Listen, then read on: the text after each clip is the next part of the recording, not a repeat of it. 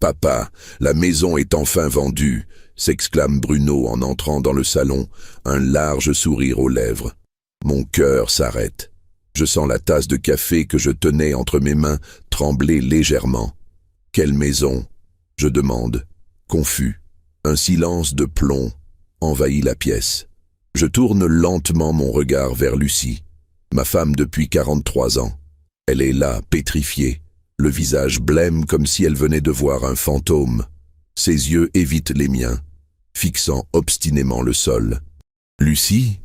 Ma voix résonne étrangement calme malgré la tempête qui commence à gronder en moi. De quelle maison parle-t-il?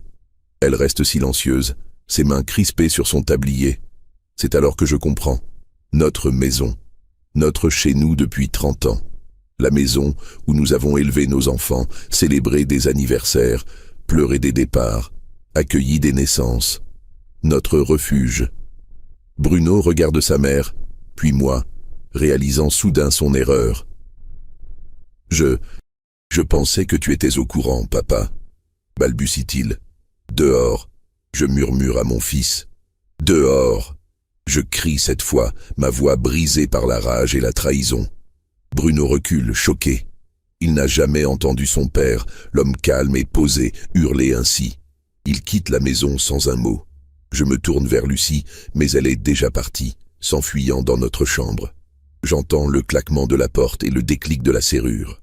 Mais avant de vous raconter comment nous en sommes arrivés là, comment ma propre famille a vendu notre maison dans mon dos, comment tout ce que j'ai construit s'est effondré en quelques secondes, abonnez-vous à cette chaîne et dites-moi dans les commentaires si vous avez déjà été trahi par un proche. Tout a commencé 3 mois plus tôt. Je m'appelle Jérôme Durand, j'ai 74 ans et jusqu'à récemment, je pensais connaître ma vie par cœur. Une vie simple, bien rangée, construite autour de quelques certitudes. Ce matin-là, je me suis réveillé comme tous les jours depuis ma retraite, à 6h30 précise. L'habitude d'une vie de travail en tant que contremaître dans une usine textile. 43 ans à me lever à la même heure, même le week-end. Le corps n'oublie pas. Notre maison était située à Villefranche-sur-Saône, une petite ville tranquille, à une 30aine de kilomètres de Lyon. Un pavillon modeste mais confortable, avec un jardin où j'avais planté moi-même chaque fleur, chaque arbuste. Le cerisier au fond du jardin avait été planté le jour de la naissance de Bruno, notre fils unique. Il était maintenant aussi grand et fort que lui. « Lucie, tu as bien dormi ?» demandai-je en enfilant ma robe de chambre. Pas de réponse. Le lit était vide, les draps froids. Je regardais l'heure à nouveau, surpris. En 43 ans de mariage, c'était toujours moi qui me levais le premier. Je trouvais Lucie dans la cuisine, déjà habillée, une tasse de thé à la main. Elle semblait absorbée dans ses pensées, le regard fixé sur la fenêtre qui donnait sur le jardin. « Bonjour ma chérie », dis-je en déposant un baiser sur sa joue. « Tu es matinale aujourd'hui. » Elle sursauta légèrement, comme si ma présence la ramenait brutalement à la réalité. « Oh, Jérôme !» Oui, je n'arrivais plus à dormir. Son sourire était tendu, forcé. Je la connaissais par cœur. Quelque chose n'allait pas. « Tu es inquiète ?» demandai-je en me servant une tasse de café. « Non, non, tout va bien. » Elle se leva brusquement. « Je vais prendre ma douche. » Je la regardais s'éloigner, perplexe. Lucie avait toujours été un livre ouvert pour moi. Du moins, c'est ce que je croyais. Plus tard dans la matinée, alors que je m'affairais dans le jardin, je remarquai quelque chose d'inhabituel. Une voiture inconnue se gara devant notre maison. Un homme en costume en sortit, une mallette à la main. Il consulta son téléphone, puis s'approcha de notre portail. « Bonjour, vous êtes Monsieur Durand ?» lança-t-il avec un sourire commercial. « Oui, c'est moi, » répondis-je méfiant. « Parfait, je suis Martin Girard, de l'agence immobilière Prestige Habitat. Je viens pour l'avis. »« Monsieur Girard !» La voix de Lucie nous interrompit. Elle avait surgi de la maison et s'avançait vers nous d'un pas rapide. « Je croyais que nous avions rendez-vous à 11h. » L'homme consulta sa montre, confus. « C'est bien ce que j'ai noté, Madame Durand. Il est 11h05. » Je regardais Lucie, puis l'agent immobilier, essayant de comprendre ce qui se passait. « Lucie ?» Pourquoi un agent immobilier vient à la maison? Elle évita mon regard, ses mains tordant nerveusement son foulard. Jérôme, j'ai juste demandé une estimation, par curiosité. Une estimation de quoi? De la maison. Je sentis mon cœur se serrer. Notre maison? Mais pourquoi? Excusez-moi, intervint l'agent, visiblement mal à l'aise. Je comprends qu'il y a un malentendu. Je peux repasser plus tard si vous préférez. Non, dit fermement Lucie. Nous allons faire cette visite comme prévu. Mon mari n'était simplement pas au courant de l'heure. Pas au courant de l'heure? Répétai-je incrédule. Je n'étais pas au courant du tout. Lucie, qu'est-ce qui te prend? Jérôme, s'il te plaît, murmura-t-elle en se penchant vers moi. Nous en parlerons plus tard. Ne fais pas une scène. Ne pas faire une scène. Dans mon propre jardin, face à un inconnu venu estimer ma maison. Mais je me tus. 43 ans de mariage m'avaient appris à choisir mes batailles. Et celle-ci, je sentais qu'elle serait importante. Je restais donc là, silencieux, suivant cet étranger qui arpentait notre maison, prenait des notes, des photos, mesurait des pièces. Il parlait de potentiel, de marché porteur, de plus-value possible. Des mots qui me donnaient la nausée. Lucie, elle, semblait transformée. Elle montrait la maison avec enthousiasme, soulignant les points forts, minimisant les défauts. Je ne reconnaissais pas ma femme. Quand l'agent partit enfin, promettant de nous envoyer son estimation rapidement, je me tournai vers Lucie, le cœur lourd. Maintenant, tu vas m'expliquer. Elle soupira, s'assit sur le canapé du salon, ce même canapé que nous avions choisi ensemble lors de nos 10 ans de mariage. Jérôme, il faut être réaliste. Cette maison est devenue trop grande pour nous. Trop grande? C'est notre maison, Lucie, celle où nous avons tout vécu. Justement, nous y avons vécu. Mais maintenant, regarde-nous. Nous vieillissons, Jérôme. L'escalier devient difficile pour tes genoux. Le jardin demande trop d'entretien. Et puis quoi? Demandai-je, sentant qu'elle gardait l'essentiel pour la fin. Et puis Bruno a besoin d'argent pour son entreprise. Si nous vendons, nous pouvons prendre un appartement plus petit, plus pratique et l'aider à démarrer. Alors c'était ça. Notre fils unique, qui avait toujours eu ce dont il avait besoin, et souvent plus. Bruno, qui a 45 ans, en était à sa 3e grande idée d'entreprise, après 2 échecs cuisants. Tu veux vendre notre maison pour financer une nouvelle aventure de Bruno? Ma voix était incrédule.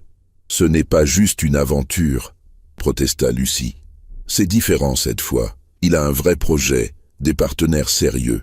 Comme pour son restaurant Fusion qui a fermé au bout de 6 mois, ou sa boutique de vêtements éthiques qui nous a coûté toutes nos économies. Tu es injuste. Bruno a eu des difficultés, mais il essaie.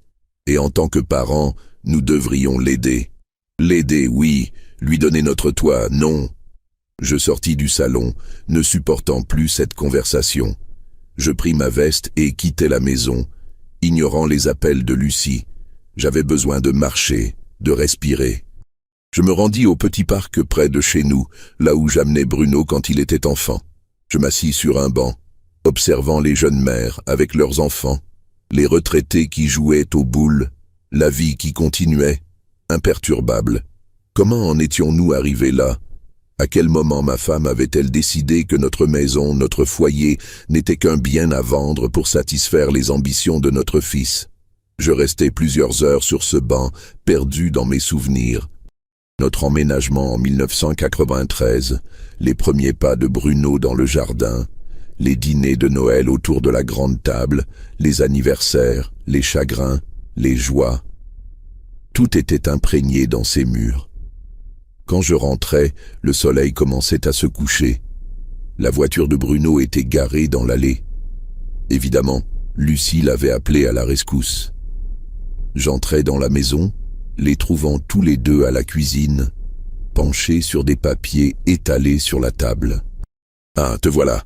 s'exclama Bruno en se levant. On commençait à s'inquiéter.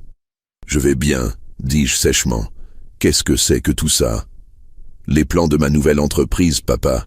Une sandwicherie haut de gamme, avec des produits locaux, bio, et... Épargne-moi les détails, l'interrompis-je. Ta mère m'a déjà expliqué que tu voulais notre maison pour financer ton énième projet. Bruno parut blessé. Ce n'est pas votre maison que je veux, c'est juste que vous n'en avez plus besoin, logiquement. Et moi, j'ai cette opportunité incroyable. Tu as toujours des opportunités incroyables, Bruno.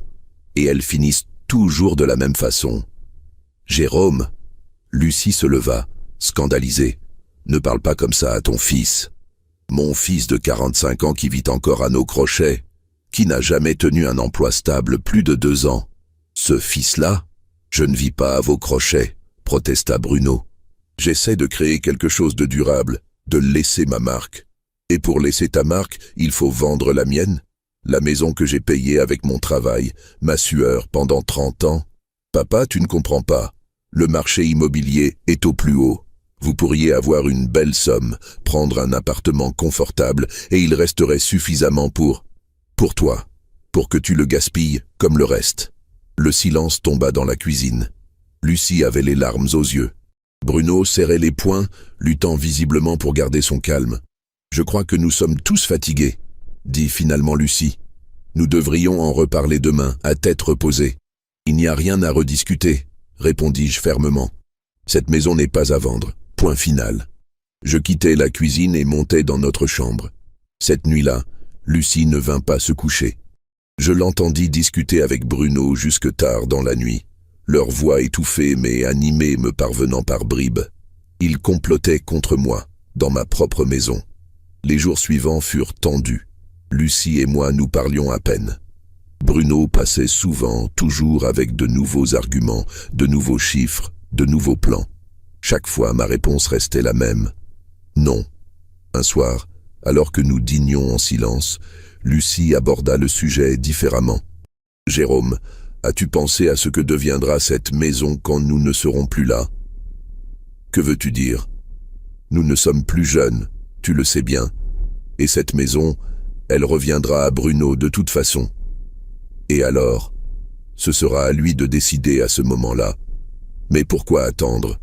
Pourquoi ne pas l'aider maintenant, quand il en a besoin, quand nous pouvons voir le fruit de notre aide ?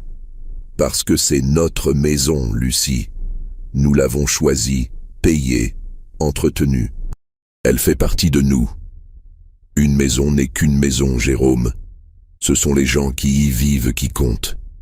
Et si ces gens ne respectent pas ce qu'elle représente ? Lucie ne répondit pas, mais son regard en disait long. Pour elle, j'étais déraisonnable, égoïste peut-être. Pour moi, elle et Bruno étaient aveuglés par un rêve irréaliste, prêts à sacrifier notre stabilité pour une chimère. La situation s'envenima quand, 2 semaines plus tard, je découvris une lettre d'une autre agence immobilière proposant une estimation gratuite. Lucie continuait donc ses démarches, malgré mon refus catégorique. Ce soir-là, notre dispute fut plus violente que jamais. « Tu me trahis, Lucie, tu agis dans mon dos. Je cherche des solutions pour notre avenir, pour l'avenir de notre fils. Notre avenir est ici, dans cette maison, pas dans un minuscule appartement pour que Bruno puisse jouer à l'entrepreneur avec notre argent. Tu es si borné, si fermé, tu refuses de voir que les choses changent. Ce qui a changé, c'est toi. Tu n'es plus la femme que j'ai épousée. » Ces mots, je les regrettais aussitôt. Le visage de Lucie se décomposa, comme si je l'avais giflée. « Non, je ne suis plus cette femme, » dit-elle d'une voix tremblante. « Cette femme aurait fait n'importe quoi pour te plaire, pour correspondre à ton image de l'épouse parfaite. Mais j'ai vieilli, j'ai grandi, j'ai compris des choses. Et l'une d'elles, c'est que cette maison nous emprisonne dans le passé. » Elle quitta la pièce, me laissant avec mes remords et ma colère. Les jours passèrent, tendus, glacials. Nous vivions comme des étrangers sous le même toit. Bruno venait régulièrement, parlant à sa mère, m'évitant. Je les entendais parfois chuchoter, s'arrêtant brusquement quand j'entrais dans une pièce. Un matin, en prenant mon courrier, je découvris une lettre de la banque m'informant d'un rendez-vous pour finaliser les démarches de votre prêt relais. Un prêt relais ? Je n'avais jamais demandé de prêt relais. Je confrontai Lucie immédiatement. Qu'est-ce que c'est que cette histoire de prêt relais ? Elle pâlit, mais se reprit rapidement. C'est pour l'appartement. Quel appartement? Celui que j'ai visité, au cas où nous vendrions la maison. Je sentis le sang quitter mon visage.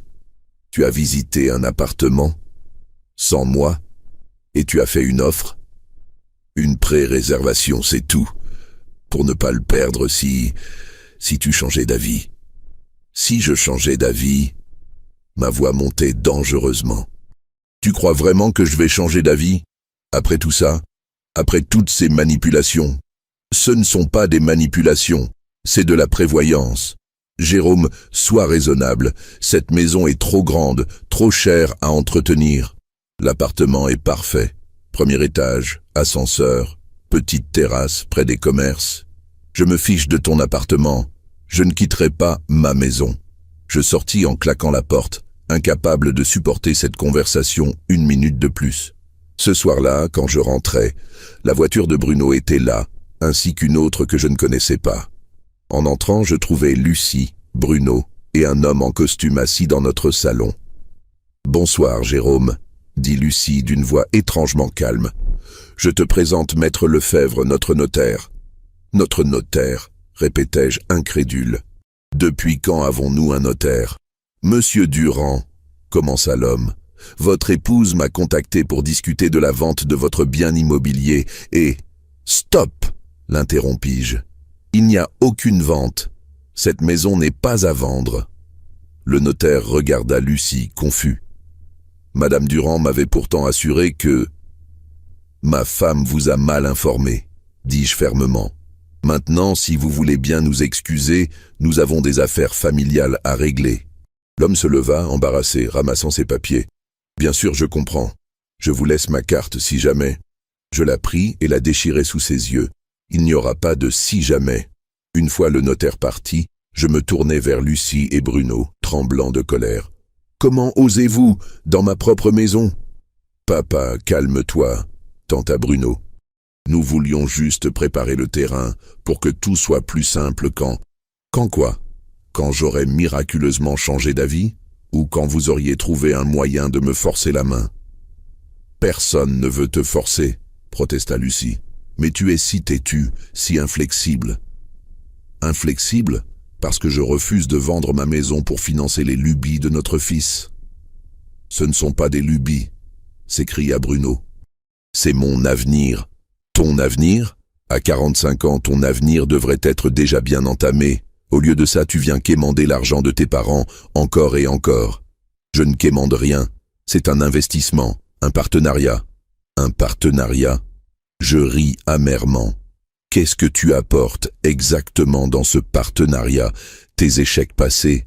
Tes dettes? »« Jérôme, ça suffit, » intervint Lucie. « Tu vas trop loin. »« Non, c'est vous qui êtes allés trop loin.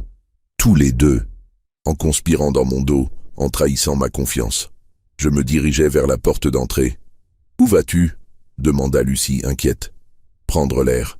Ne m'attendez pas pour dîner. » Je passais la soirée à marcher sans but, ressassant ma colère, ma déception.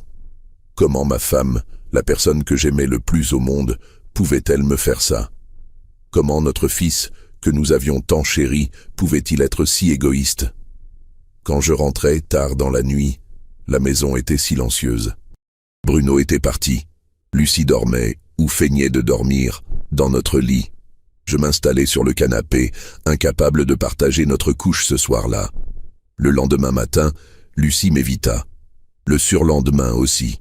Nous vivions comme des fantômes, hantant la même maison sans jamais nous croiser vraiment. Puis un jour, en rentrant des courses, je remarquai un panneau à vendre planté dans notre jardin. C'était la goutte d'eau. J'arrachai le panneau, le brisai en deux et entrai dans la maison en trombe. « Lucie !» Elle apparut dans l'encadrement de la cuisine, blême mais déterminée. « Qu'est-ce que c'est que ça ?» hurlai-je en brandissant les morceaux du panneau. « Tu as mis notre maison en vente, sans mon accord ? Jérôme, je... Réponds-moi, as-tu signé un mandat de vente? As-tu fait ça ?» Elle se redressa, retrouvant une assurance que je ne lui connaissais pas. « Oui, j'ai signé, parce que c'est aussi ma maison, Jérôme. » Nous sommes mariés sous le régime de la communauté. J'ai autant de droits que toi sur cette maison. Le sol sembla se dérober sous mes pieds. Je m'appuyais contre le mur pour ne pas tomber. Tu ne peux pas faire ça. Tu ne peux pas vendre sans mon accord. Légalement, si. Le notaire me l'a confirmé. Je peux vendre ma part. Et je l'ai fait. Ta part. Balbutiai-je, incrédule. Tu as vendu ta part de notre maison. Elle hocha la tête. L'acheteur est prêt à négocier avec toi pour ta part. C'est une offre très généreuse, Jérôme. Nous pourrions prendre cet appartement dont je t'ai parlé, aider Bruno, et il nous resterait encore de quoi vivre confortablement pendant des années. Je la regardais, ne reconnaissant plus la femme qui se tenait devant moi, ma Lucie, douce, compréhensive, loyale, transformée en cette étrangère froide et calculatrice. « Qui ?» demandai-je, la voix brisée. « Qui a acheté ta part ?» Elle détourna le regard. « Ce n'est pas important. »« Qui ?» insistai-je. « Une société d'investissement immobilier. Ils sont spécialisés dans ce genre de situation. » « Quel genre ?»« Le genre où une femme trahit son mari de 43 ans. » Elle tressaillit, mais ne céda pas. Le genre où un couple âgé a besoin de se préparer pour l'avenir, mais où l'un des deux refuse de voir la réalité en face. Je secouai la tête, dévasté. Je ne te reconnais plus, Lucie, je ne sais plus qui tu es. Je suis la même. C'est toi qui refuses de changer, de t'adapter. Le monde avance, Jérôme. Bruno a besoin de nous. Et cette maison, elle nous retient prisonniers du passé. Je sortis sans un mot de plus. Je ne pouvais plus supporter cette conversation, cette trahison, cette douleur. Les jours suivants furent un brouillard de chagrin et de colère. Lucie et moi ne nous parlions plus. Je dormais sur le canapé. Bruno venait régulièrement, mais je refusais de le voir. Un matin, alors que j'étais dans le jardin, contemplant le cerisier que j'avais planté il y a si longtemps, Bruno arriva, rayonnant. « Papa, la maison est enfin vendue !» s'exclama-t-il en entrant dans le jardin. Je reste figé, incapable de bouger, la tasse de café tremblant encore dans mes mains. Bruno, mon fils, vient d'annoncer fièrement que notre maison est vendue. Ma maison. Mon refuge depuis 30 ans. Quelle maison ? Je demande, bien que je connaisse déjà la terrible réponse. Bruno, soudain mal à l'aise, regarde sa mère. Lucie, elle, semble pétrifiée, le visage blême, les yeux rivés au sol. Dans son regard, je vois la confirmation de mes pires craintes. Dehors, je murmure à mon fils, avant de hurler. Dehors. Bruno recule, choqué par ma réaction. Il quitte précipitamment la maison. Lucie, elle, s'enfuit dans notre chambre. J'entends la porte claquer, puis le verrou tourner. Je reste seul dans ce salon qui, pendant 30 ans, a été le témoin silencieux de nos bonheurs et de nos peines. Et maintenant, de notre déchirement. Les jours qui suivent cette révélation sont un cauchemar éveillé. Lucie m'évite soigneusement, se levant avant moi, se couchant après moi. Lorsque nous nous croisons inévitablement, nos regards se fuient, nos corps se contournent comme deux aimants de même polarité. Bruno, quant à lui, multiplie les appels téléphoniques à sa mère, mais ne revient pas à la maison. Il sait qu'il n'est plus le bienvenu ici, pas après ce qu'il a fait. Un matin, alors que je m'apprête à sortir pour ma promenade quotidienne au parc, mon seul moment de paix ces derniers jours, je trouve une enveloppe sur la table de l'entrée. Mon nom y est écrit de la main de Lucie. Je l'ouvre, le cœur battant. Jérôme, je sais que tu ne veux pas me parler, et je comprends ta colère. Mais il faut que tu saches certaines choses. La maison est effectivement vendue. Le compromis a été signé hier. La vente définitive aura lieu dans 3 mois. L'acheteur est prêt à te laisser le temps de t'organiser, mais le déménagement est inévitable. J'ai pris cette décision non pas pour te blesser, mais parce que je crois sincèrement que c'est ce qu'il y a de mieux pour nous, pour notre avenir, pour celui de Bruno. Je serai chez ma sœur Marguerite pour quelques jours. Quand tu seras prêt à parler calmement, appelle-moi. Lucie. Je froisse la lettre, submergé par une rage que je n'ai jamais connue en 43 ans de mariage. Le compromis a été signé. Le déménagement est inévitable. Comment a-t-elle pu? Comment a-t-elle osé? Au lieu d'aller au parc, je me dirige vers l'étude de Maître Lefebvre, le notaire que j'avais rencontré brièvement chez nous. Il me reçoit avec un embarras visible. « Monsieur Durand, je suis désolé pour cette situation délicate. Est-ce que ma femme a vraiment signé un compromis de vente pour notre maison ?» Je demande sans préambule. Il se racle la gorge, mal à l'aise. En effet, Madame Durand a signé hier, en tant que copropriétaire. L'acheteur est la société Horizon Immobilier. Et elle peut faire ça, sans mon consentement? C'est compliqué, Monsieur Durand. Votre épouse a effectivement le droit de vendre sa part de la propriété. C'est un bien commun, acquis pendant votre mariage. Légalement, elle possède 50% de cette maison. Et moi, qu'en est-il de mes 50%? Eh bien, vous avez plusieurs options, explique-t-il en ajustant ses lunettes. Vous pouvez accepter la vente et recevoir votre part du prix. Vous pouvez également contester la vente en justice, mais je dois vous avertir que ces procédures sont longues, coûteuses, et l'issue n'est pas garantie. Je le fixe, incrédule. Donc ma femme peut, du jour au lendemain, décider de vendre la maison que j'ai payée avec mon travail pendant 30 ans et je n'ai rien à dire. La loi considère que vous avez tous deux contribué au patrimoine conjugal, indépendamment de qui a physiquement payé les traites, répond-il avec la froideur clinique du juriste. Je comprends votre frustration, mais légalement, je me fiche de la légalité. Je m'exclame, frappant du poing sur son bureau. C'est une question de principe, de respect, de vie commune. Le notaire me regarde avec une pitié à peine voilée. Monsieur Durand, peut-être devriez-vous consulter un avocat pour explorer toutes vos options, ou mieux encore, essayer de discuter avec votre épouse pour trouver un compromis. Un compromis. Comme si on pouvait trouver un compromis quand il s'agit de votre foyer, de votre vie, de votre histoire. Je quitte l'étude, encore plus dévasté qu'à mon arrivée. Dans la rue, je marche sans but, comme un automate. Les gens me croisent, m'évitent. Certains me regardent avec curiosité. Je dois avoir l'air d'un fou, un vieil homme perdu, parlant tout seul. Mes pas me mènent inconsciemment jusqu'à la maison de Marguerite, la sœur de Lucie. Je me retrouve devant sa porte sans vraiment savoir comment j'y suis arrivé. Marguerite m'ouvre, visiblement surprise. « Jérôme, je ne t'attendais pas. Lucie est là? » « Oui, mais elle hésite. Elle ne veut pas te voir pour le moment. Elle est très affectée par toute cette situation. Elle est affectée. Je sens ma voix monter dangereusement. Et moi, comment crois-tu que je me sens après avoir découvert que ma femme et mon fils ont vendu notre maison dans mon dos? Jérôme, calme-toi, dit Marguerite en baissant la voix. Les voisins vont t'entendre, entre nous allons discuter.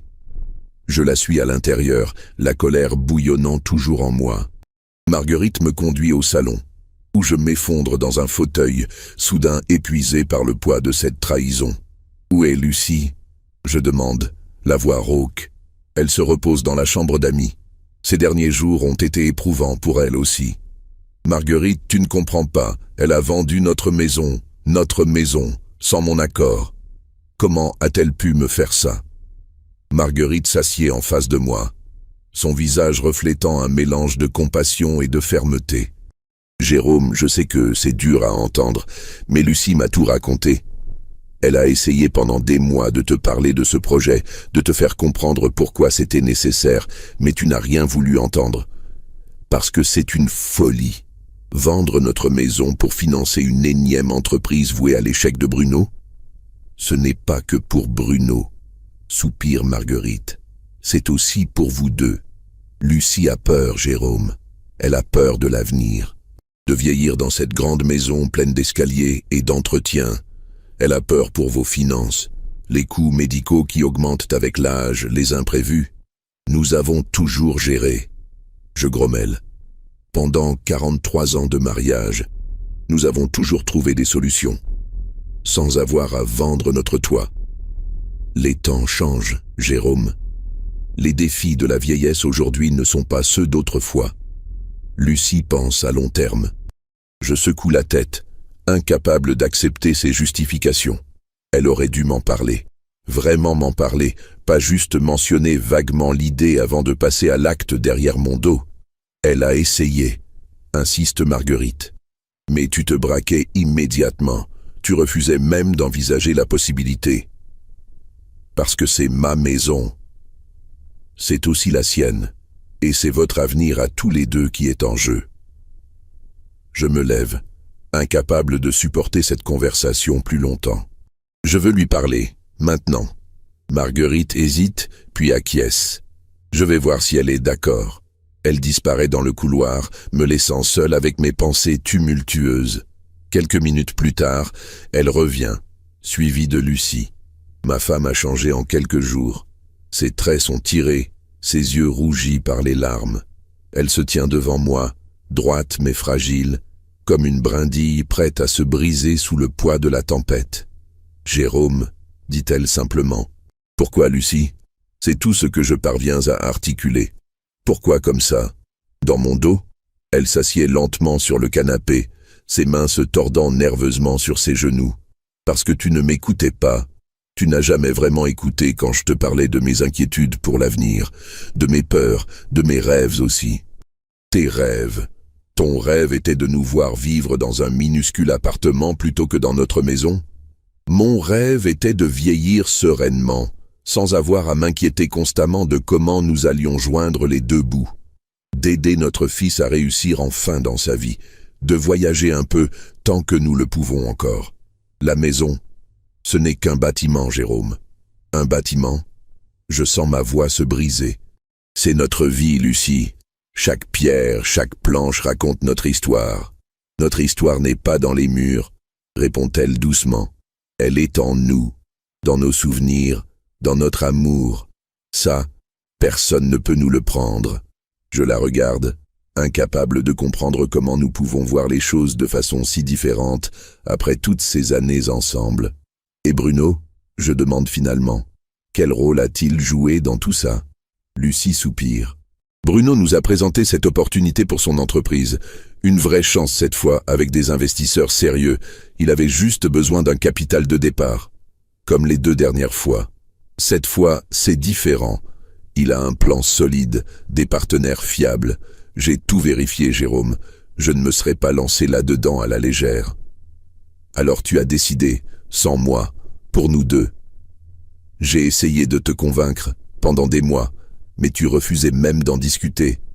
Discuter de vendre notre maison, la maison que j'ai retapée de mes mains, où nous avons élevé notre fils, où nous avons ri, pleuré, vécu. Oui, dit-elle fermement, parce que parfois, il faut savoir lâcher prise pour avancer. Un silence lourd s'installe entre nous. Marguerite, discrète, a quitté la pièce pour nous laisser cette intimité douloureuse. Combien, je demande finalement. Combien l'as-tu vendu ? 410 000 €, répond Lucie.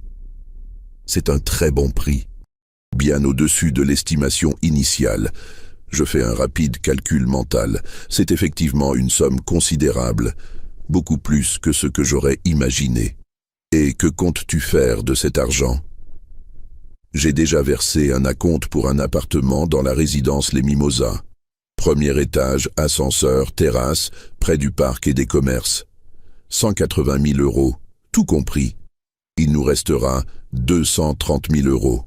J'ai pensé qu'on pourrait en donner 150 000 à Bruno pour son entreprise et garder le reste pour nous. Pour nos vieux jours, les soins médicaux, peut-être quelques voyages. Tu as tout planifié, je constate avec amertume, sans me consulter une seule fois.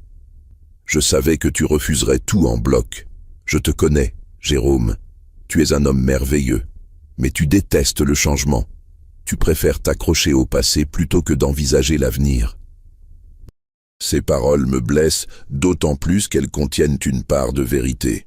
J'ai toujours été conservateur, préférant la sécurité du connu à l'incertitude du nouveau. Mais de là à me trahir ainsi, tu aurais dû me faire confiance. dis-je finalement. Me respecter assez pour me laisser participer à cette décision, même si j'étais réticent au début. Une larme coule sur la joue de Lucie. Tu as raison. J'aurais dû insister davantage, te forcer à vraiment écouter mes préoccupations. Mais tu semblais tellement hermétique, et puis le temps pressait. L'opportunité de Bruno ne pouvait pas attendre. Toujours Bruno, je soupire. Notre fils de 45 ans qui n'a jamais su se débrouiller seul. Ne sois pas injuste, proteste Lucie. Bruno a eu des difficultés, c'est vrai, mais il essaie, il veut réussir, prouver sa valeur. N'est-ce pas ce que nous voulions pour lui? Qu'il trouve sa voie. Pas à nos dépens, pas en sacrifiant notre stabilité. Ce n'est pas un sacrifice, c'est un investissement. Dans son avenir, dans le nôtre aussi.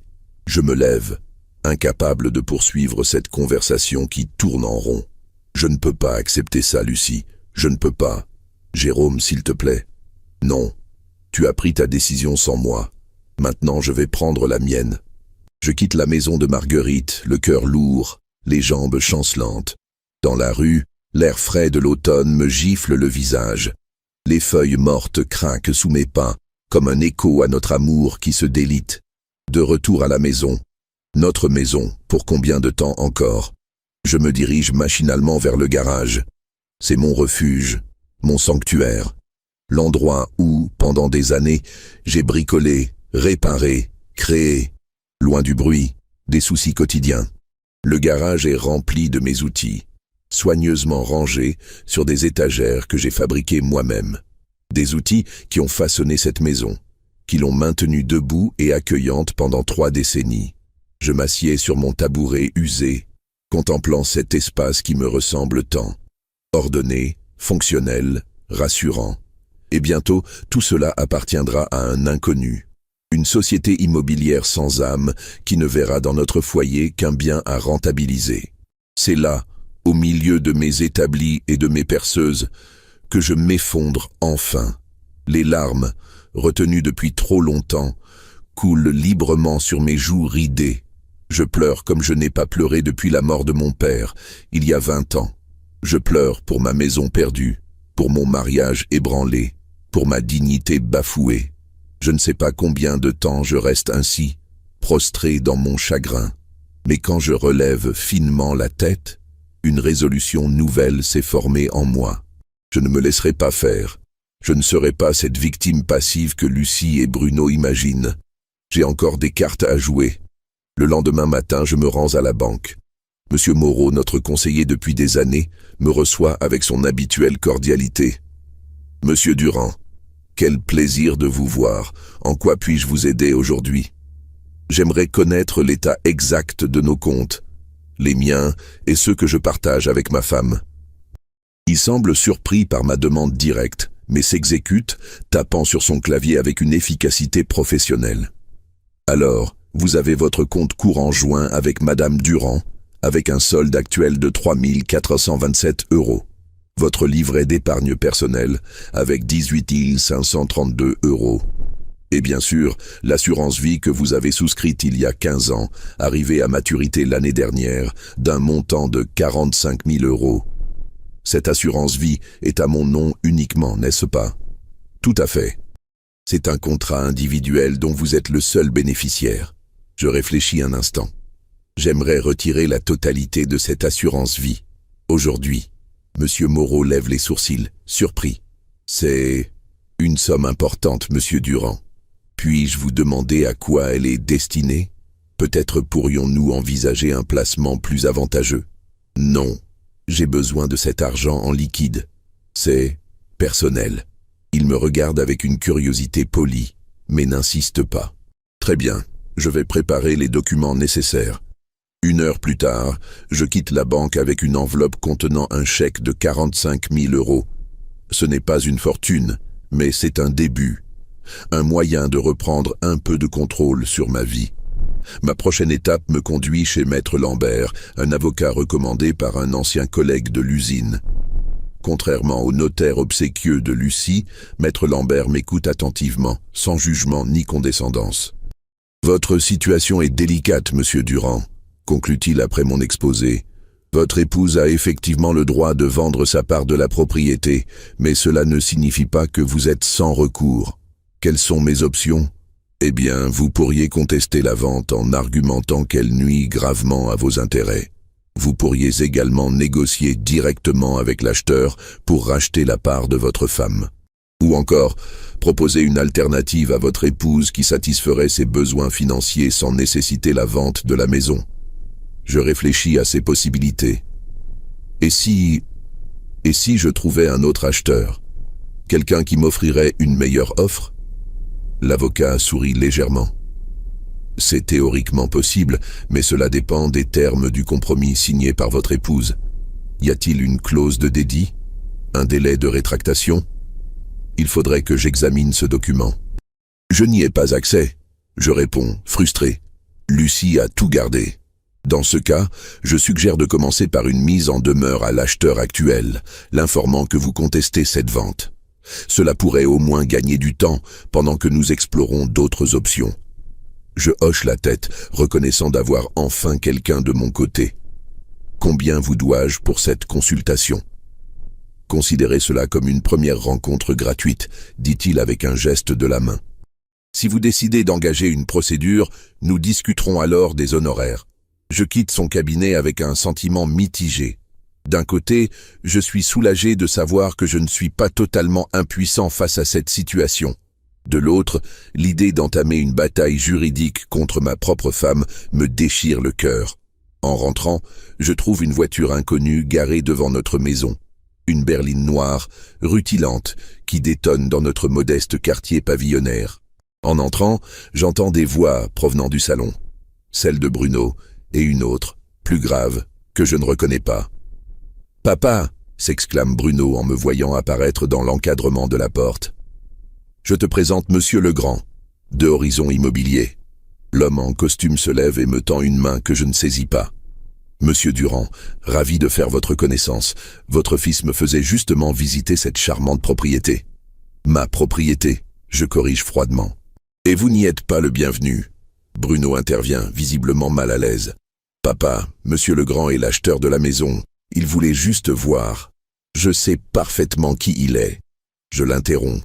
Un vautour qui profite des disputes familiales pour s'enrichir.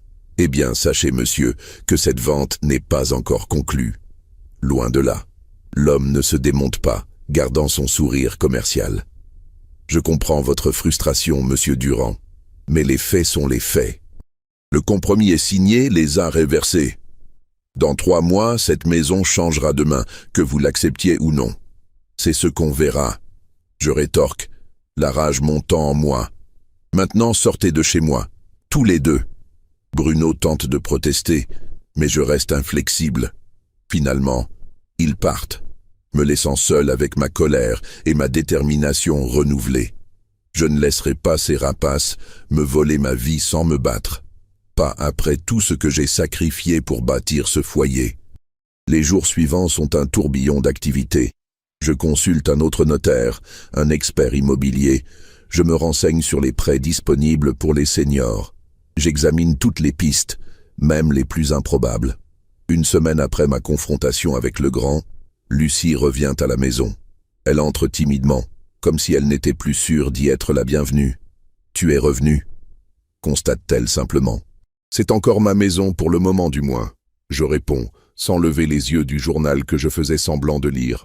Elle s'assied en face de moi, posant son sac à main sur la table. « Jérôme, nous devons parler, calmement, comme des adultes. » Je dépose enfin mon journal, la regardant droit dans les yeux. « Je t'écoute. J'ai réfléchi chez Marguerite. Je reconnais que j'aurais dû te consulter davantage avant de prendre une décision aussi importante. C'était injuste de ma part. Son admission me surprend. Ce n'est pas dans les habitudes de Lucie de reconnaître ses torts si facilement. Mais, poursuit-elle, je maintiens que cette vente est nécessaire, pour notre bien à tous. L'appartement au Mimosa est vraiment parfait pour nous, Jérôme. J'aimerais que tu viennes le visiter avec moi, sans engagement, juste pour voir. » Je soupire. « Et la vente? Le fameux compromis? » « Il est signé, oui, Mais rien n'est définitif tant que l'acte authentique n'est pas passé. Nous avons encore 3 mois pour trouver un arrangement qui nous convienne à tous. À tous? Y compris Bruno et sa nouvelle entreprise Miracle? Lucie grimace légèrement. Bruno fait partie de la famille, Jérôme. Qu'on le veuille ou non, son bien-être est lié au nôtre. Et notre bien-être à nous, notre stabilité, notre bonheur, qui y pense? Moi, répond-elle doucement. J'y pense constamment. C'est pour ça que j'ai agi, pour nous assurer une vieillesse sereine, sans soucis financiers. Je secoue la tête, encore incapable d'accepter son raisonnement. Tu crois vraiment que je pourrais être serein en sachant que j'ai été chassé de ma propre maison? Que tout ce que j'ai construit a été balayé d'un revers de main? Ce n'est pas ce que j'ai fait, Jérôme. Je n'ai pas balayé notre vie d'un revers de main. J'ai pris une décision difficile pour nous protéger tous les deux. Sans me consulter. Parce que tu refusais d'en parler. Tu te braquais dès que j'abordais le sujet. Nous voilà de retour au point de départ, tournant en rond dans nos accusations mutuelles. Je prends une profonde inspiration, tentant de calmer mon cœur qui bat trop fort, trop vite pour un homme de mon âge. J'ai consulté un avocat. Je dis finalement, il pense que je peux contester cette vente. Lucie pâlit. J'irai jusqu'à m'attaquer en justice, après 43 ans de mariage. Je ferai tout pour sauver notre maison, Lucie. Tout. Un silence lourd s'installe entre nous. Dehors, la pluie commence à tomber, tambourinant doucement contre les vitres, comme une mélodie triste accompagnant notre déchirement. Ce soir, Bruno vient dîner, annonce soudain Lucie, changeant de sujet. Il veut nous parler de son projet, nous montrer que cette fois c'est vraiment différent. Je n'ai aucune envie de l'entendre. S'il te plaît, Jérôme, fais un effort, écoute-le au moins, tu lui dois bien ça. Je ne lui dois rien du tout, c'est lui qui me doit des explications. Et il te les donnera, ce soir, si tu acceptes de l'écouter. Je grommelle une réponse inintelligible, mais nous savons tous deux que je serai là. Parce que malgré ma colère, malgré ma déception, Bruno reste mon fils, mon unique enfant, la chair de ma chair. Le soir venu, Bruno arrive, portant une bouteille de vin et un dossier épais sous le bras. Il m'embrasse timidement, incertain de l'accueil qui lui sera réservé. « Bonsoir, papa. » Bruno. Le dîner est tendu, silencieux. Lucie tente désespérément d'entretenir la conversation avec des banalités que nous faisons semblant d'écouter. Finalement, quand les assiettes sont vides, Bruno prend la parole. « J'aimerais vous parler de mon projet, de pourquoi c'est si important pour moi, et pour vous aussi. » Il ouvre son dossier, en sort des graphiques, des projections financières, des photos de locaux commerciaux. Il s'agit d'une chaîne de restaurants rapides, mais de qualité. Des produits locaux, bio, préparés sur place. Nous avons déjà 3 emplacements potentiels à Lyon. Les études de marché sont excellentes, les investisseurs sont prêts. Il ne manque que le capital de départ pour lancer les travaux. Je l'écoute en silence, observant son enthousiasme, ses gestes animés. C'est le même Bruno qui, enfant, me montrait fièrement ses dessins, ses bonnes notes, ses petites inventions. Le même regard brillant, la même conviction que cette fois, tout sera parfait. Nous avons calculé un retour sur investissement en moins de 3 ans, poursuit-il. Et d'ici 5 ans, l'objectif est d'avoir 10 restaurants dans la région. C'est l'opportunité de ma vie, papa. Je reste silencieux un long moment après sa présentation, digérant ses paroles, ses chiffres, ses promesses. Et si ça échoue, je demande finalement, comme les 2 fois précédentes. Bruno soupire. Je comprends ta méfiance, mais cette fois, j'ai des partenaires solides, des professionnels de la restauration. Je ne serai pas seul.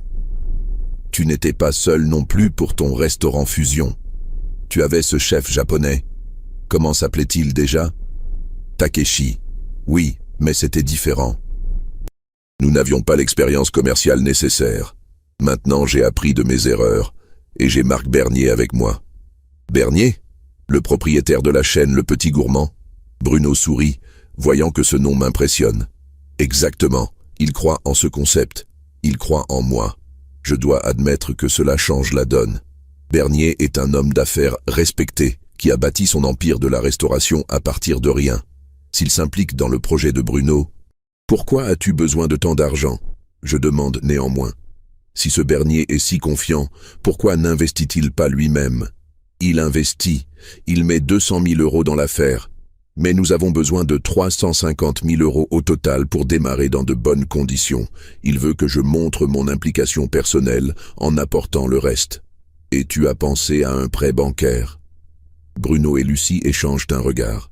J'ai essayé, répond mon fils, mais avec mes antécédents, les banques sont réticentes, malgré la caution de Bernier.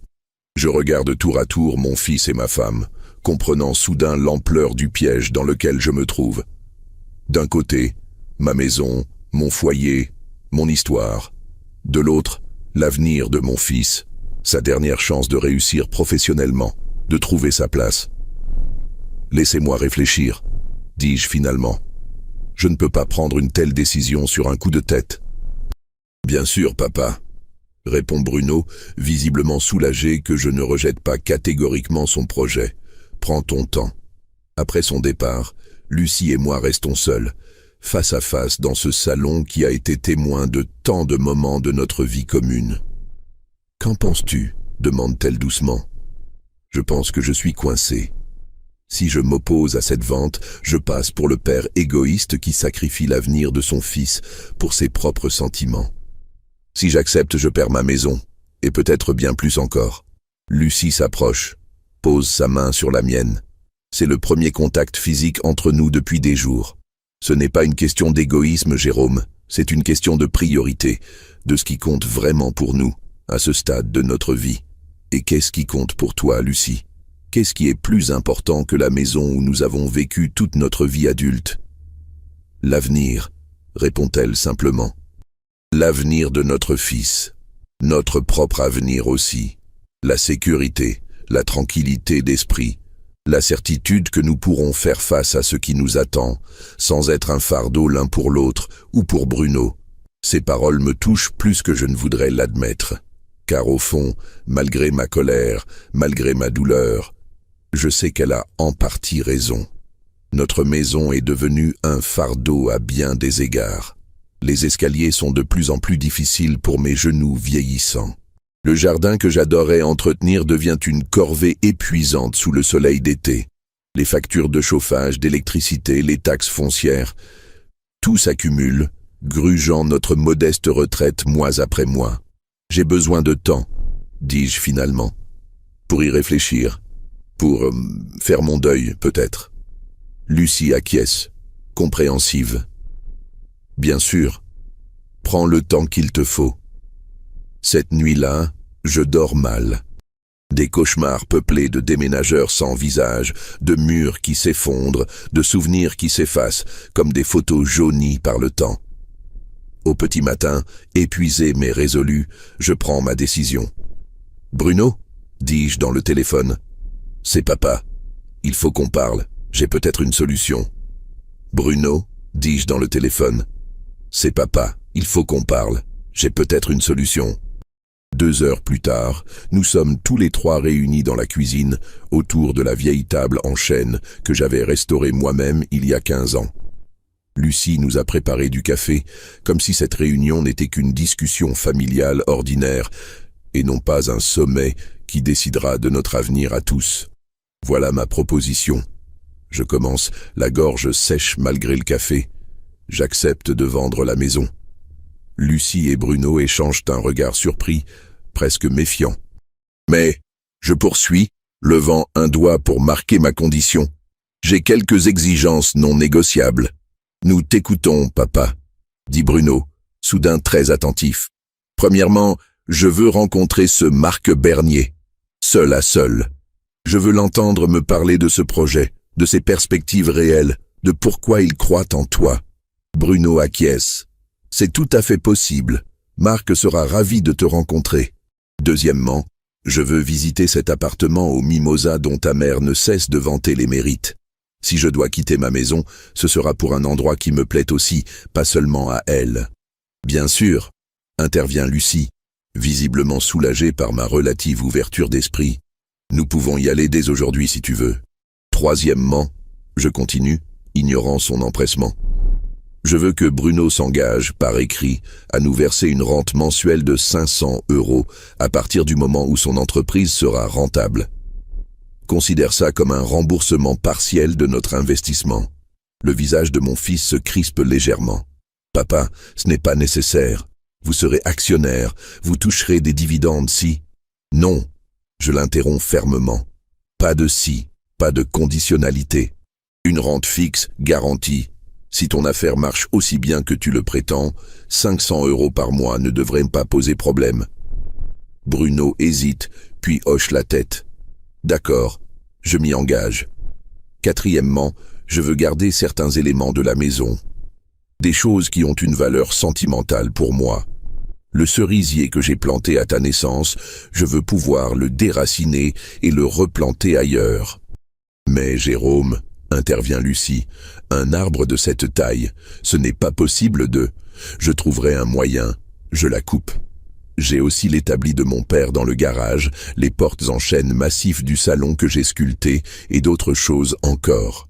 Ce sont des éléments non négociables. Bruno et Lucie échangent un nouveau regard, puis acquiescent ensemble. Cinquièmement, et c'est le plus important, je prends une profonde inspiration.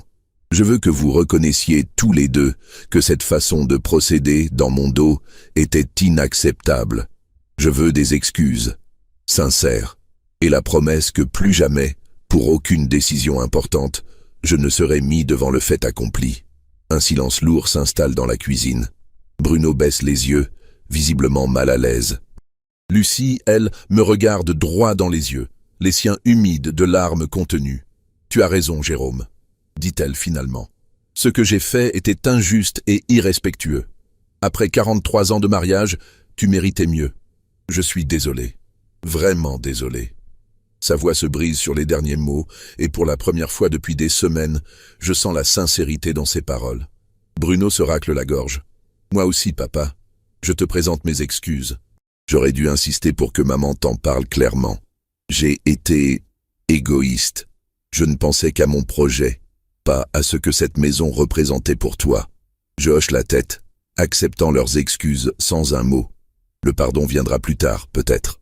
Pour l'instant, je me contente d'un armistice fragile. « Alors nous sommes d'accord ?» Je demande finalement. « Nous sommes d'accord », confirme Lucie, posant sa main sur la mienne. Bruno se lève, visiblement soulagé. Je vais appeler Marc immédiatement pour organiser une rencontre. Et Monsieur Legrand aussi, pour lui parler des modifications au compromis. Pas si vite, je l'arrête. D'abord, je veux rencontrer Bernier. Ensuite, je visiterai l'appartement. Ce n'est qu'après que nous parlerons à ce Legrand. Je veux être sûr avant de m'engager. Bien sûr, papa, acquiesce Bruno, réprimant son impatience. Tout se fera selon tes conditions. Après son départ, je reste seul avec Lucie dans la cuisine. Le silence entre nous n'est plus aussi lourd qu'auparavant, mais une distance persiste, comme un mince voile de glace qui mettrait du temps à fondre complètement. « Pourquoi ce revirement ?» demande finalement Lucie. « Hier encore, tu étais catégorique. » Je soupire, cherchant les mots justes. J'ai réfléchi à ce que tu as dit sur l'avenir, sur nos priorités à ce stade de notre vie. Et aussi à mes propres craintes. Tes craintes? Oui. J'ai peur du changement, Lucie. J'ai toujours eu peur. Quitter cette maison, c'est comme abandonner une partie de moi-même, de ce que j'ai construit, de ce que j'ai été. Elle s'approche, pose sa main sur mon épaule avec une tendresse que je n'avais plus sentie depuis longtemps. Tu ne perds rien de ce que tu as été, Jérôme. Tes souvenirs, tes réalisations, ta force. Tout cela vient avec toi, où que tu ailles. Je couvre sa main de la mienne, sentant la chaleur familière de sa peau. J'espère que tu as raison. Le lendemain, comme promis, Bruno organise ma rencontre avec Marc Bernier. Le rendez-vous a lieu dans un café du centre-ville, terrain neutre où je me sens plus à l'aise pour poser mes questions sans la pression familiale. Bernier est plus jeune que je ne l'imaginais, la quarantaine dynamique, regard vif et poignée de main ferme. Il vient directement, sans détour. « Monsieur Durand, votre fils m'a expliqué vos réticences. Je les comprends parfaitement. À votre place, je me méfierais aussi. Son honnêteté me surprend et m'incite à la même franchise. Mon fils a déjà échoué 2 fois. Pourquoi serait-ce différent cette fois? Bernier sourit. Parce que cette fois, il ne sera pas seul. Voyez-vous, monsieur Durand, Bruno a des qualités indéniables. Créativité, passion, sens du contact. Mais il lui manque la rigueur, l'expérience de gestion. C'est précisément ce que j'apporte. Pourquoi vous associer avec lui alors? Vous pourriez monter ce projet seul. Je pourrais, oui. Mais j'ai déjà 7 restaurants qui tournent à plein régime. Je n'ai ni le temps ni l'énergie pour lancer seul cette nouvelle chaîne. Bruno, lui, pourra s'y consacrer entièrement. C'est un partenariat qui nous bénéficie mutuellement. Au fur et à mesure de notre conversation, je dois reconnaître que Bernier semble solide, ses arguments cohérents, son plan d'affaires réaliste. Il ne promet pas des miracles, mais une progression raisonnable, basée sur des chiffres vérifiables et des objectifs atteignables. Un dernier point, monsieur Bernier. Si l'affaire échoue malgré tout, qu'advient-il de notre investissement? Il me regarde droit dans les yeux. Dans ce cas, je m'engage personnellement à racheter vos parts à hauteur de 70% de votre mise initiale. C'est le risque minimum que je peux garantir. Je le ferai mettre par écrit dans notre contrat de société. Je hoche la tête, impressionné par cette garantie que je n'espérais pas obtenir. En quittant le café, je dois admettre que ma confiance dans le projet de Bruno vient de grimper considérablement. L'étape suivante est la visite de l'appartement au Mimosa. Lucie m'y emmène dès le lendemain, visiblement anxieuse de connaître mon verdict. La résidence est moderne, mais élégante, nichée dans un quartier calme à proximité d'un parc. L'appartement lui-même est plus spacieux que je ne l'imaginais. Un séjour lumineux avec une grande baie vitrée donnant sur une terrasse, une cuisine ouverte équipée, 2 chambres confortables, une salle de bain adaptée aux personnes âgées avec douche à l'italienne. « Qu'en penses-tu » demande Lucie, guettant ma réaction. Je fais le tour lentement, observant chaque détail, ouvrant les placards, testant les volets électriques, vérifiant la vue depuis chaque fenêtre. C'est pas mal, j'admets finalement. L'ascenseur fonctionne bien? Oui, et il y a un groupe électrogène en cas de coupure de courant, précise l'agent immobilier qui nous accompagne. La résidence est également équipée d'un gardien et d'un système de sécurité moderne. Je m'approche de la baie vitrée, observant la terrasse. Elle est plus petite que notre jardin actuel, évidemment, mais assez grande pour y installer quelques plantes, peut-être même un petit potager en bac. Il y aurait de la place pour mon établi? Je demande, pensant au garage que je vais perdre. Dans la 2e chambre, certainement, répond Lucie avec empressement. Nous pouvons l'aménager en atelier pour toi. Je continue ma visite, notant mentalement les avantages et les inconvénients. Pas de jardin à entretenir, mais pas de cerisier non plus. Moins d'espace, mais aussi moins de ménage, moins de chauffage, plus de sécurité, moins d'isolement. Le parc est à 3 minutes à pied, ajoute l'agent, avec des bancs ombragés, des allées pour se promener, même un terrain de pétanque. Ce détail me fait sourire malgré moi. Je n'ai jamais joué à la pétanque de ma vie, mais peut-être est-il temps d'apprendre. Et les commerces, je demande. Tout est accessible à pied, répond Lucie avant même que l'agent puisse ouvrir la bouche. Boulangerie, pharmacie, petit supermarché, il y a même un marché le jeudi matin sur la place. Je vois à quel point elle a étudié la question, à quel point elle veut me convaincre. Et je dois admettre que ses arguments tiennent la route. Cet endroit serait plus pratique pour nos vieux jours, plus adapté à nos besoins futurs. Combien? Je demande finalement à l'agent.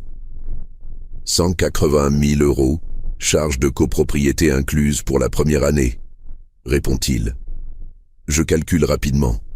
Si la maison se vend 410 000 comme prévu et que l'appartement en coûte 180 000, il nous restera 230 000 €. Moins les 150 000 pour l'entreprise de Bruno, cela nous laisse 80 000 € de côté. Plus ma petite assurance vie de 45 000 € que j'ai gardée secrète, nous aurons un matelas confortable pour les années à venir. Je vais y réfléchir, dis-je finalement. Sur le chemin du retour, Lucie garde le silence, me laissant digérer mes impressions. Ce n'est qu'une fois à la maison qu'elle me demande, doucement, « Alors, tu en penses quoi, vraiment ?» Je m'assieds dans mon fauteuil préféré, celui qui a épousé la forme de mon corps au fil des années. C'est un bel endroit, je concède. Différent mais agréable. Je pourrais m'y faire, je crois. Le soulagement sur son visage est presque palpable. Oh, Jérôme, je suis si heureuse de te l'entendre dire. Je suis sûre que nous y serons bien. Et avec l'argent qui nous restera, nous pourrons même voyager un peu, comme nous en avions rêvé autrefois. Tu te souviens ? Cette croisière en Méditerranée dont nous parlions, n'allons pas trop vite. Je la tempère. J'ai dit que je pourrais m'y faire, pas que j'étais enthousiaste. Et il reste encore des détails à régler avec Monsieur Legrand. Bien sûr, acquiesce-t-elle vivement. Nous ferons tout à ton rythme. Le lendemain, Bruno organise une rencontre avec Legrand à la maison. L'homme arrive avec une mallette pleine de documents, l'air confiant et un peu trop à l'aise à mon goût. Monsieur Durand, votre fils m'a informé que vous étiez finalement disposé à envisager cette vente de manière plus collaborative. Son ton condescendant m'irrite immédiatement, mais je me contiens. J'ai quelques conditions non négociables.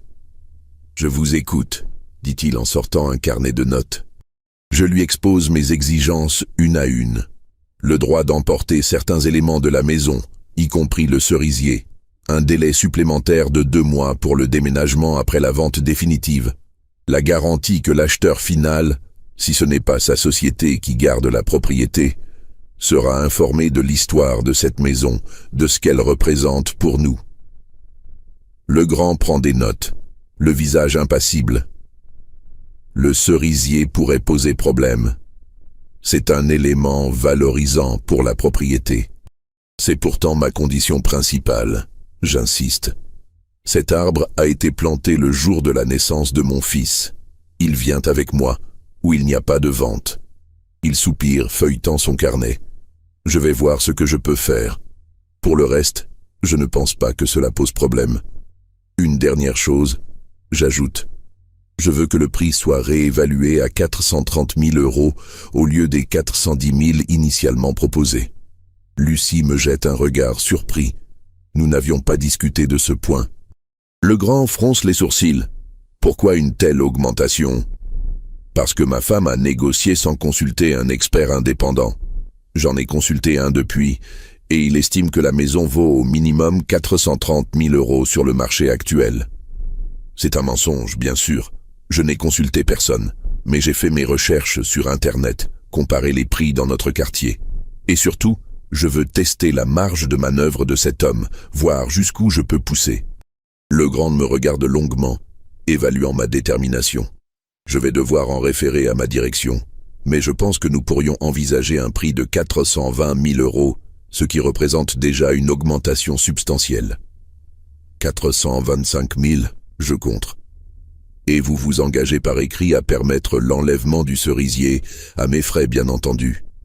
Il réfléchit un instant. D'accord, 425 000 €, et vous pouvez prendre votre arbre. Mais tous les frais liés à cette opération, y compris la remise en état du terrain après l'arrachage, seront à votre charge. Marché conclu, je dis, lui tendant la main. Nous passons l'heure suivante à modifier le compromis, ajoutant mes conditions, reformulant certaines clauses. Quand il repart enfin, je me sens étrangement satisfait, comme si j'avais remporté une petite victoire dans cette bataille perdue d'avance. 15 000 € de plus, murmure Lucie après son départ. Comment as-tu fait ça ? Je hausse les épaules. J'ai juste appliqué ce que j'ai appris en 40 ans de négociations syndicales à l'usine. On commence toujours par demander plus pour obtenir ce qu'on veut vraiment. Elle me regarde avec une lueur nouvelle dans les yeux, un mélange de respect et de tendresse. Tu ne cesseras jamais de me surprendre, Jérôme Durand. Les semaines suivantes passent dans un tourbillon d'activités.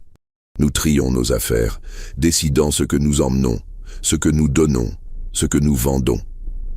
C'est un processus douloureux pour moi, chaque objet ravivant des souvenirs, chaque tri représentant un choix déchirant.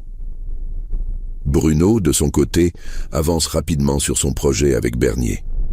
Les locaux du premier restaurant sont trouvés, les plans d'aménagement établis, les premiers employés recrutés. Je dois admettre, à contre-cœur, que tout semble bien plus professionnel que ces tentatives précédentes. Un après-midi, alors que je suis dans le garage à trier mes outils, Lucie me rejoint, un petit carton à la main.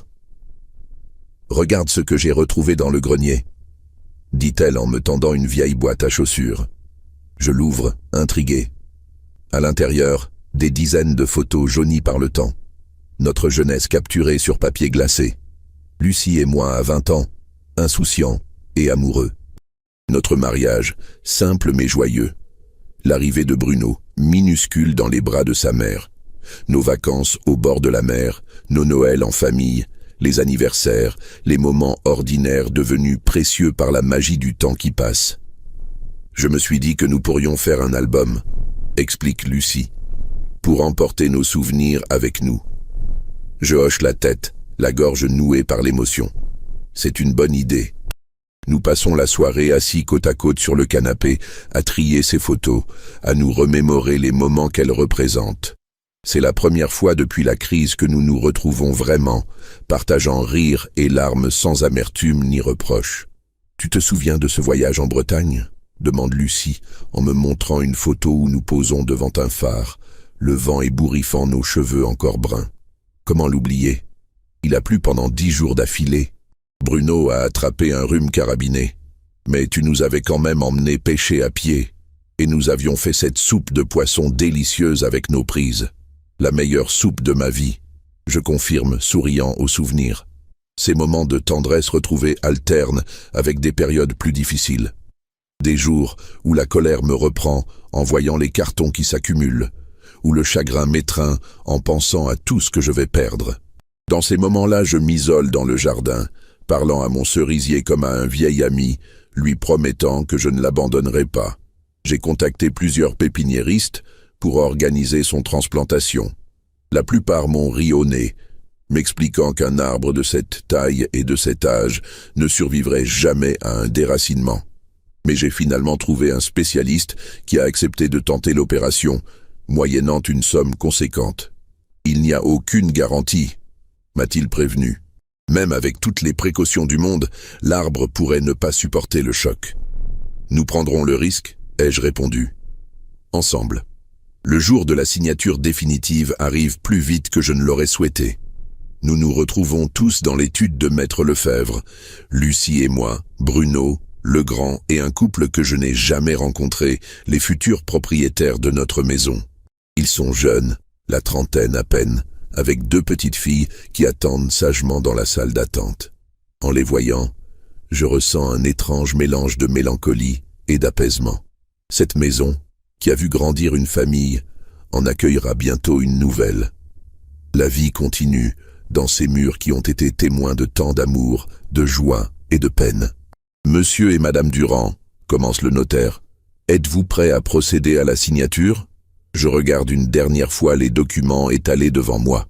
425 000 €, comme convenu. Tous mes droits sur ce bien que j'ai tant aimé, réduits à quelques lignes de texte juridique et un chèque bancaire. Oui, je réponds finalement. Nous sommes prêts. La plume gratte le papier. Une signature, puis une autre. Des initiales au bas de chaque page. Et voilà, c'est fait. Notre maison ne nous appartient plus. Dans la voiture qui nous ramène, une dernière fois, chez nous, Lucie prend ma main. « Tu vas bien ?» demande-t-elle doucement. « Je survivrai », je réponds, serrant ses doigts dans les miens. Les 2 mois suivants passent dans un brouillard d'activités frénétiques. Le déménagement s'organise, les meubles qui ne trouveront pas leur place dans l'appartement sont vendus ou donnés.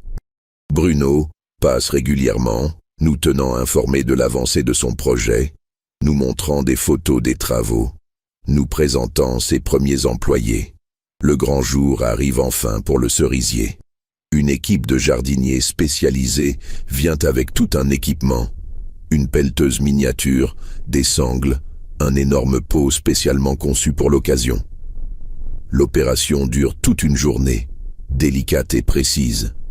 Quand l'arbre est finalement extrait du sol, ses racines soigneusement préservées dans une motte de terre, je retiens mon souffle. Et maintenant, je demande au chef d'équipe. Maintenant, On le transporte jusqu'à votre nouvel emplacement. Vous avez dit que c'était une résidence avec un jardin commun? Oui, j'ai obtenu l'autorisation du syndic pour le planter dans un coin tranquille, près de notre terrasse. Puis nous suivons le camion qui transporte précautionneusement mon cerisier jusqu'au mimosa. Là, une nouvelle opération délicate commence pour le replanter, l'arroser abondamment, le stabiliser avec des haubans.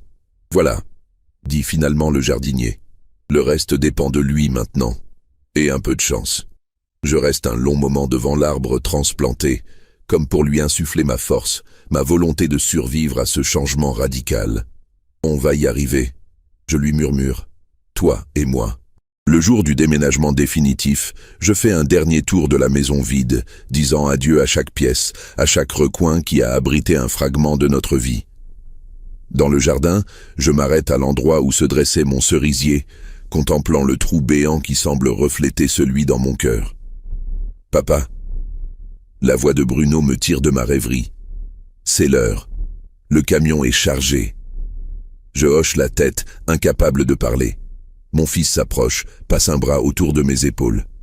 C'est un geste qu'il n'a pas fait depuis des années, un geste qui me rappelle l'époque où j'étais le héros de sa vie, celui qui savait tout, qui pouvait tout réparer. Je sais que ça a été dur, dit-il doucement. Je sais que tu as fait ça en grande partie pour moi. Je ne l'oublierai jamais, papa. Et je te promets que je ne te décevrai pas cette fois. Je lui tapote maladroitement le bras. Tu as intérêt, fiston, ou je reviendrai hanter cette maison et te tirerai les pieds pendant ton sommeil.